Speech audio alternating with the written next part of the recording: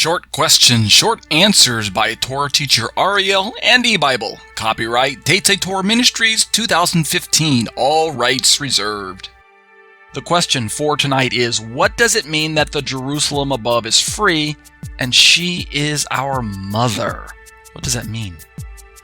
All right, so we're going to be talking about this difficult midrash that shows up right in the middle of the book of Galatians, and it's going to be helpful for us to get the context. Let me read the verse. 24, now this may be interpreted allegorically. These women are two covenants. One is from Mount Sinai, bearing children for slavery. She is Hagar. Verse 25, now Hagar is Mount Sinai in Arabia. She corresponds to the present Jerusalem, for she is in slavery with her children.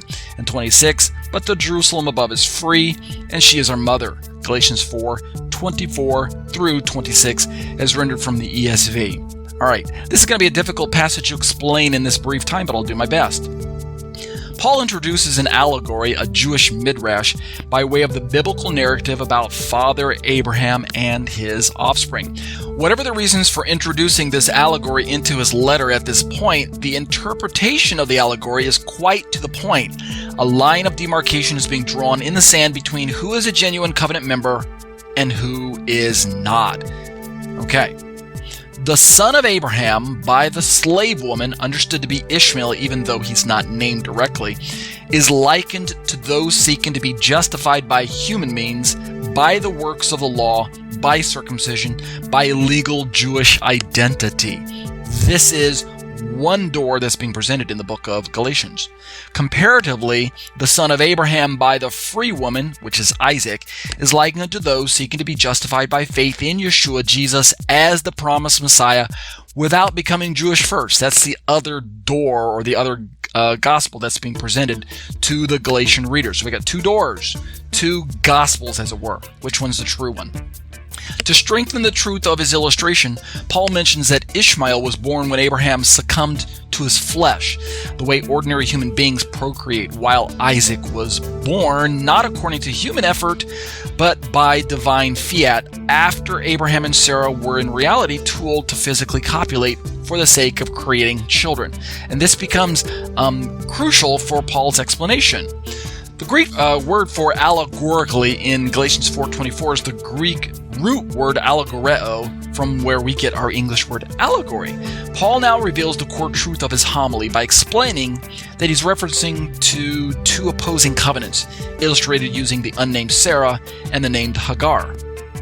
Paul also wants his readers to understand that to expect right standing with God according to the flesh, that is, according to Jewish social status, is to be identified with a covenant of slavery, the covenant with Hagar and her offspring. That's not to say that being Jewish is slavery, but using it as a doorway to salvation is wrong. This covenant with Hagar and her offspring relates to where the Torah of Moses was given, because that's where the present Judaisms of Paul's day all look to for the origins of the nation of Israel as a people, because it's there that God covenantally married, as it were, his bride Israel. So it's natural for him to describe Mount Sinai and things like that. That was nothing new for Paul's day. Even though Paul specifically states that Hagar equals Mount Sinai and corresponds to present city Jerusalem, oddly enough, Paul does not mention Sarah by name, nor does he say which mountain and city she stands for, if any, right? That's kind of an odd feature of the allegory. What he does say specifically is that the Jerusalem that is above is free, in opposition to the slave city earthly Jerusalem, and that this heavenly Jerusalem is our mother. Now, more on these distinctions, we're going to read about them below, but we need to get that kind of established first.